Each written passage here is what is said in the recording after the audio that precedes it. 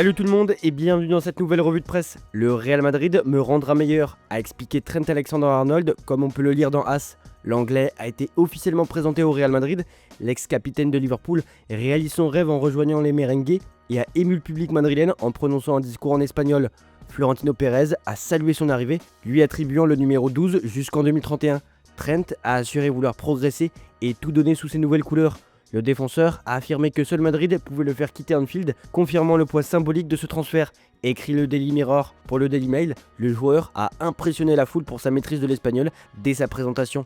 Xabi Alonso mise aussi sur l'avenir. Le Real parie sur Juan Martinez, jeune défenseur formé au club. Victime d'une rupture des ligaments croisés l'été dernier, Martinez est en pleine rééducation et devrait retrouver la compétition entre Castilla et équipe première. A terme, il pourrait devenir un élément clé dans un système à 3 défenseurs envisagé par Xabi Alonso. Pendant que Madrid construit l'avenir, son rival l'Atlético de Madrid a fait un choix fort. Le club a définitivement écarté la piste, menant à Théo Hernandez. Malgré les discussions menées par l'entourage du joueur, les tensions avec les supporters colchoneros en raison de son passé au Real ont pesé lourd.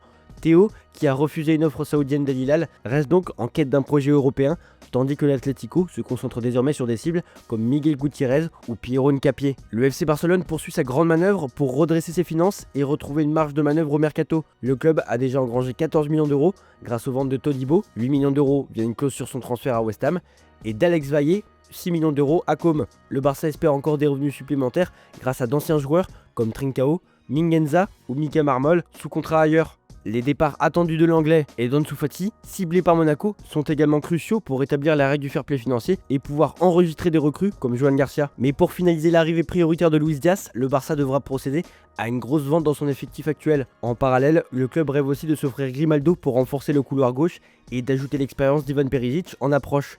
D'ailleurs, concernant Ansu Fati, selon les informations de Marca, l'AS Monaco a enfin formulé une première offre ces derniers jours. Une offre rapidement refusée par le Barça. Le club catalan souhaitait vendre le joueur pour renflouer les caisses, mais aussi garder la main avec quelques clauses autour de ses performances. Mais l'AS Monaco a proposé un prêt sans prendre en charge l'intégralité du salaire de l'international espagnol. Enfin, un dossier sensible anime les coulisses, celui de Marc-André ter Stegen. Selon Bild, plusieurs clubs prestigieux suivent le gardien allemand, l'AC Milan, si Mendy en part, Manchester City en raison des blessures récurrentes d'Ederson, le PSG, la Juventus et Manchester United. Malgré ces rumeurs, ter Stegen reste attaché au Barça et entend se battre pour sa place. Manchester City poursuit son renouveau avec un accord à 15 millions d'euros pour Sverny Pan, jeune milieu norvégien de 18 ans qui signera 5 ans avant un prêt pour grandir encore. Déjà 150 millions d'euros dépensés cet été, City se restructure en profondeur, notamment sans De Bruyne, Walker et Grealish pour la Coupe du Monde des clubs. Le départ de Scott Carson, leader du vestiaire, symbolise ce tournant. Grealish, en froid avec Guardiola, pourrait quitter le club, des offres bien inférieures à son prix d'achat étant attendues. Côté United, Mateus Cunha débarque pour 75 millions d'euros après 17 buts avec les Wolves. L'attaquant brésilien réalise un rêve d'enfance et espère aider les Red Devils à retrouver les sommets. Cette dynamique de reconstruction ne touche pas que City et United. Tottenham ouvre aussi un nouveau chapitre avec l'arrivée de Thomas Frank. Après avoir construit patiemment Brentford, il prend le pari risqué de diriger un club à la réputation instable et aux attentes immédiates. Il succède à Postecoglou, limogé malgré un titre européen, et devra rapidement poser sa patte sous une pression intense. Enfin, l'actualité anglaise est aussi marquée par la polémique autour de Jude Bellingham. Un mot maladroit, répugnant, attribué par erreur à Thomas Tuchel, a mis le feu aux poudres, alimentant un climat déjà tendu autour du prodige de 21 ans. Bellingham reste pourtant le fer de lance d'une sélection anglaise en quête de talent de classe mondiale. La fédération anglaise et Tourelle doivent désormais désamorcer la situation et rebâtir un lien solide avec le joueur. Certains observateurs vont jusqu'à proposer de faire de Bellingham le capitaine des Three Lions pour apaiser les tensions et redonner une unité à l'équipe nationale. À 38 ans, Hugo Lloris s'apprête à vivre une expérience inattendue. Disputer la Coupe du Monde des clubs avec le Los Angeles FC, repêché après l'exclusion de Léon. Celle-ci était moins prévisible, mais c'est historique et plutôt cool, confie l'ex-capitaine des Bleus. Lloris savoure ce défi avec enthousiasme et un brin de nostalgie. Il ignore s'il sera encore sur les terrains dans un an et prévoit des discussions avec son club cet été. Dans l'immédiat, il espère démontrer que son équipe n'est pas une typique franchise MLS irrégulière, même si le tournoi se jouera loin de ses terres californiennes. Non loin de là, le PSG s'est installé au campus d'Irvine, immensité universitaire de 37 000 étudiants, où sa présence passe inaperçue.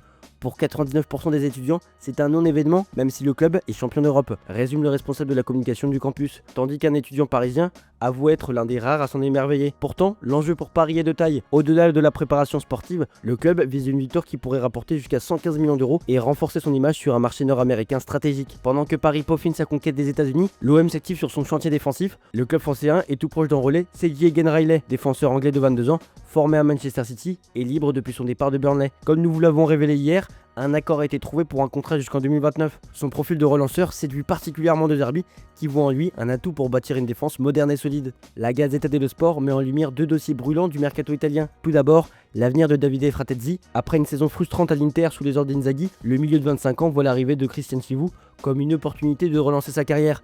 Fratesi espère enfin jouer un rôle majeur et s'imposer dans un nouveau système tactique. S'il est courtisé par Naples et la Roma, l'Italien privilégie un avenir à Milan, bien que l'Inter ne ferme pas la porte à un départ en cas d'offre autour de 40 millions d'euros. Le dossier pourrait aussi être lié à l'avenir d'Hakan Çalhanoğlu, susceptible d'être vendu. Dans le même temps, le Milan AC veut muscler son entrejeu et cible un profil expérimenté, Granit Xhaka.